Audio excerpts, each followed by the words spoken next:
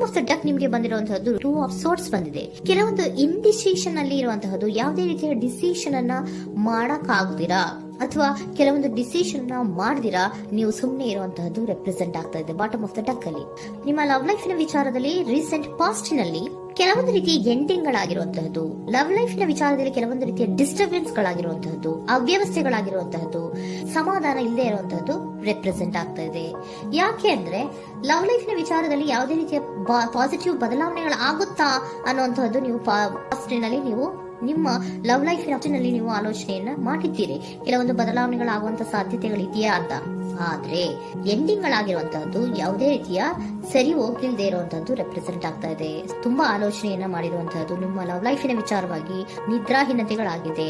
ಕೆಲವೊಂದು ರೀತಿಯ ಸ್ಟ್ರೆಸ್ಸಿಗೆ ಒಳಗಾಗಿರುವಂತಹದ್ದು ನಿಮ್ಮ ರೀಸೆಂಟ್ ಪಾಸ್ಟಿನಲ್ಲಿ ನಡೆದಿರುವಂತಹದ್ದು. ಲವ್ ಲೈಫಿನ ವಿಚಾರವಾಗಿ ಯಾವುದೇ ರೀತಿಯ ಅಂತ ಸಮಾಧಾನದ ಏನು ನಿಮಗೆ ನಡೆದಿಲ್ಲ. ಆ ಕಾರಣಕ್ಕೆ ನಿಮಗೆ ಕೆಲವೊಂದು ವಿಚಾರಗಳನ್ನ ಡಿಸಿಷನ್ ತಗೊಳ್ಳುವಂತಹದ್ದು, ಡಿಸೈಡ್ ಅನ್ನ ಮಾಡುವಂತಹದ್ದು ನಿಮಗೆ ಕಷ್ಟ ಆಗ್ತಾ ಇರೋದು.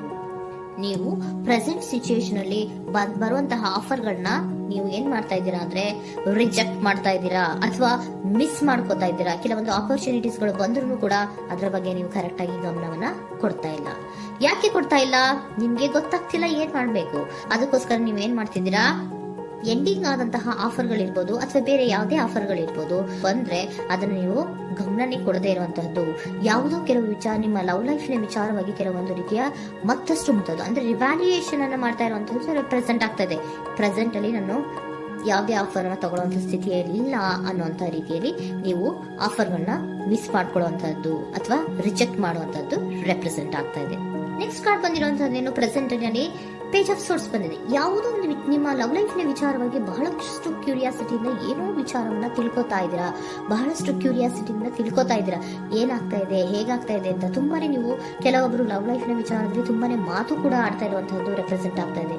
ಏನಾಗ್ತಾ ಇದೆ, ಹೇಗಾಗ್ತಾ ಇದೆ, ಈ ಗಲಿಬಿಲಿಗಳು, ಡಿಸ್ಟ್ರಾಕ್ಷನ್ಸ್ ಗಳು ಅಥವಾ ಡಿಸಿಷನ್ಸ್ ನ ಮಾಡೋಕ್ಕಾಗದೆ ಏನಕ್ಕೆ ಒದ್ದಾಡ್ತಿದೀವಿ ಅನ್ನೋದ್ರ ಬಗ್ಗೆ ಕೂಡ ನೀವು ಕೆಲವೊಂದು ರೀತಿಯ ಮಾತಾಡ್ತಾ ಇರುವಂತಹದ್ದು ರೆಪ್ರೆಸೆಂಟ್ ಆಗ್ತಾ ಇದೆ.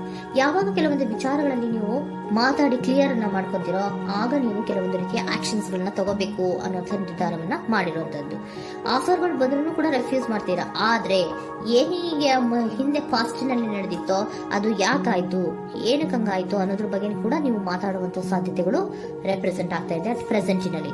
ಆಮೇಲೆ ನೀವು ಮಾತಾಡಿದ ಮೇಲೆ ಕೆಲವೊಂದು ರೀತಿಯ ನಿರ್ಧಾರಗಳನ್ನ ಮಾಡುವಂತಹದ್ದು. ನೈಟ್ ಆಫ್ ವ್ಯಾಂಡ್ಸ್ ಬಂದಿದೆ. ಸೊ ಆವಾಗ ನೀವು ನಿಮ್ಮ ಕೆಲವೊಂದು ವಿಚಾರಗಳಲ್ಲಿ ಕ್ಲಾರಿಟಿಗೆ ಬಂದ ಮೇಲೆ ನಿಮ್ಮ ಲವ್ ಲೈಫಿನ ವಿಚಾರದಲ್ಲಿ ಕೆಲವೊಂದು ಆಕ್ಷನ್ ಗಳನ್ನ ತಗೊಳ್ಳುವಂತಹದ್ದು ರೆಪ್ರೆಸೆಂಟ್ ಆಗ್ತಾ ಇದೆ. ಹಾಗೆ ಏನ್ ಆಕ್ಷನ್ಸ್ ಗಳನ್ನ ತಗೋತೀರಾ? ಈಗ ಕೆಲವೊಂದು ರೀತಿಯ ಆಫರ್ಗಳನ್ನ ನೀವು ಬಂದಂತಹ ಆಫರ್ಗಳನ್ನ ನೀವು ಏನ್ ಮಾಡಿದೀರಾ, ರೆಫ್ಯೂಸ್ ಅನ್ನ ಅಟ್ ಪ್ರೆಸೆಂಟ್ ಅಲ್ಲಿ ಮಾಡಿದ್ದೀರಾ. ಈಗಲೂ ಕೂಡ ನೀವು ಬಂದಂತಹ ಆಫರ್ ಅನ್ನ ನೀವೇನ್ ಮಾಡ್ತೀರಾ, ರೆಫ್ಯೂಸ್ ಅನ್ನ ಮಾಡ್ತೀರಾ ಅಥವಾ ರಿಜೆಕ್ಟ್ ಅನ್ನ ಮಾಡ್ತೀರಾ. ಯಾಕೆ? ಸೆಕೆಂಡ್ ಕಾರ್ಡ್ ನಿಮ್ಗೆ ಇಮಿಡಿಯೇಟ್ ಫ್ಯೂಚರ್ ನಲ್ಲಿ ಸೆಕೆಂಡ್ ಕಾರ್ಡ್ ಬಂದಿರೋದು ಯಾವುದು, ಹಾರ್ಮೆಟ್ ಕಾರ್ಡ್ ಬಂದಿದೆ. ಸೊ ಲೋನ್ಲಿನೆಸ್ ಅನ್ನ ರೆಪ್ರೆಸೆಂಟ್ ಮಾಡುತ್ತೆ. ಯಾಕೆ ಲೋನ್ಲಿನೆಸ್ ಅನ್ನ ರೆಪ್ರೆಸೆಂಟ್ ಮಾಡುತ್ತೆ? ಬೇಡಪ್ಪ, ಈ ಜಗ್ಲಿಂಗ್ ಗಳೇ ಬೇಡ. ತುಂಬಾ ಜಗ್ಲಿಂಗ್ ಇದೆ ನಿಮ್ಮ ಲವ್ ಲೈಫ್ ನ ವಿಚಾರದಲ್ಲಿ. ಕೆಲವೊಬ್ಬರಿಗೆ ತುಂಬಾ ಜಗ್ಲಿಂಗ್ ಇದೆ. ಯಾವಾಗ್ಲೂ ಬ್ಯಾಲೆನ್ಸ್ ಅನ್ನ ಮಾಡ್ತಾ ಇರ್ಬೇಕು. ಈ ಕಡೆಗೆ ಹೇಳಿದ್ರೆ ಆ ಕಡೆಗೆ ಹೋಗುತ್ತೆ, ಆ ಕಡೆಗೆ ಹೇಳಿದ್ರೆ ಈ ಕಡೆಗೆ ಬರುತ್ತೆ.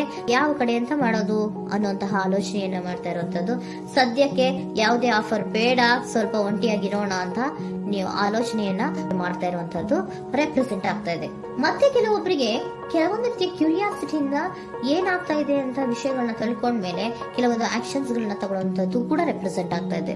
ಯಾವುದೇ ರೀತಿಯ ಭಯ ಇಲ್ಲದೆ ವಿಷಯಗಳನ್ನ ತಿಳ್ಕೊಂಡು ನೀವು ಆಫರ್ಗಳನ್ನ ಅಟ್ ಪ್ರೆಸೆಂಟ್ ಅಲ್ಲಿ ರೆಫ್ಯೂಸ್ ಮಾಡೋ ಸಾಧ್ಯತೆಗಳು ಕೂಡ ಕೆಲವೊಬ್ಬರಿಗೆ ರೆಪ್ರೆಸೆಂಟ್ ಆಗ್ತದೆ. ಯಾಕೆ ಆಫರ್ಗಳನ್ನ ರೆಫ್ಯೂಸ್ ಮಾಡ್ತೀರಾ? ನಿಮ್ಮ ಲವ್ ಲೈಫ್ ನ ವಿಚಾರದಲ್ಲಿ ಬರೀ ಜಗ್ಲಿಂಗ್, ತುಂಬಾ ಬ್ಯಾಲೆನ್ಸ್ ಅನ್ನ ಮಾಡ್ಬೇಕು.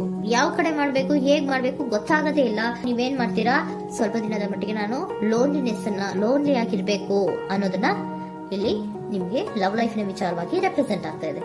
ಈ ಎಲ್ಲಾ ಕನ್ಫ್ಯೂಷನ್ಸ್ ಇರೋದ್ರಿಂದಲೇ ನಿಮ್ಗೆ ಬಾಟಮ್ ಆಫ್ ದ ಡಕ್ ಬಂದಿರುವಂತಹದ್ದು, ಟೂ ಆಫ್ ಸೋರ್ಟ್ಸ್ ಬಂದಿರುವಂತಹದ್ದು. ಸೊ ಇಂಡಿಸಿಷನ್ ಆಗ್ತಾರೆ ಅಂತ ಏನ್ ಮಾಡ್ಬೇಕು ಗೊತ್ತಾಗಲ್ಲ.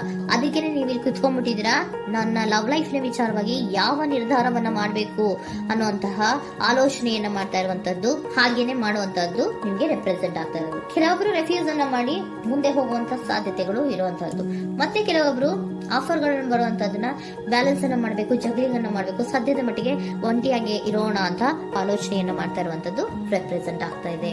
ನಿಮಗೆ ಏಂಜಲ್ ಗೈಡೆನ್ಸ್ ಏನ್ ಕೊಡ್ತಾ ಇದ್ದಾರೆ? Don't stop. ಇಲ್ಲಿ ಡೋಂಟ್ ಸ್ಟಾಪ್ ಇನ ಅರ್ಥ ಏನಪ್ಪಾ ಅಂದ್ರೆ, ಯಾವ ಕೆಲವು ವಿಚಾರಗಳ ಬಗ್ಗೆ ಕ್ಲಾರಿಟಿ ಬೇಕು ನಿಮ್ಗೆ, ಯಾವ ವಿಚಾರಗಳಲ್ಲಿ ನೀವು ಕನ್ಫ್ಯೂಷನ್ಸ್ ಅಲ್ಲಿ ಒದ್ದಾಡ್ತಾ ಇದ್ದೀರಾ, ಏನ್ ಕ್ಲಾರಿಟಿ ಬೇಕೋ ಅದನ್ನ ಧೈರ್ಯವಾಗಿ ಮುಂದೆ ಬಂದು ಅದನ್ನ ಕ್ಲಾರಿಟಿಯನ್ನ ತಗೊಂಡು ಮುಂದೆ ಹೋಗು, ಅಲ್ಲೇ ನಿಲ್ಸ್ಕೋಬೇಡ ಅನ್ನುವಂಥದ್ದನ್ನ ನಿಮ್ಗೆ ಹೇಳ್ತಾ ಇದ್ದಾರೆ. ಯಾವ ವಿಚಾರವನ್ನ ನೀವು ಲವ್ ಲೈಫ್ ನ ವಿಚಾರದಲ್ಲಿ ಏನ್ ಈ ಜಗ್ಲಿಂಗ್ಗಳು ಅಥವಾ ಈ ಬ್ಯಾಲೆನ್ಸ್ ಗಳನ್ನ ಮಾಡ್ಕೊಂಡು ಅಥವಾ ಎಳ್ದಾಟಗಳನ್ನ ಮಾಡ್ಕೊಂಡಿದ್ದೀರೋ ಅಲ್ಲಿಗೆ ಕ್ಲಾರಿಟಿಯನ್ನ ತಗೊಳ್ಳಿ, ಧೈರ್ಯವಾಗಿ ಕ್ಲಾರಿಟಿಯನ್ನ ತಗೊಂಡು ನೀವು ಮುಂದೆ ಆಕ್ಷನ್ಸ್ ಅನ್ನು ತಗೊಳ್ಳುವಂತದ್ದು ರೆಪ್ರೆಸೆಂಟ್ ಆಗ್ತಾ ಇದೆ.